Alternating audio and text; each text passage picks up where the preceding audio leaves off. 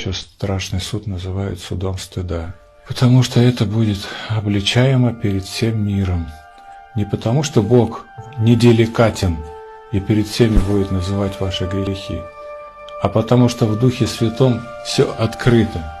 Там нет никакого лукавства. Это природа Духа Святого. Там все естественно и все нараспашку. И поэтому святые отцы говорят, нераскаянные грехи будут показаны сразу всему миру, и это будет суд стыда, на котором мы будем сгорать. Поэтому спешите каяться. Покаяние – это великое таинство, на котором стираются наши грехи. Понимаете, какая драгоценность? Если бы все люди понимали драгоценность покаяния, все бы только и бегали на исповедь. Ой, надо быстрее, пока не забыл вот это вот стереть, а то на страшном суде сгорю от стыда.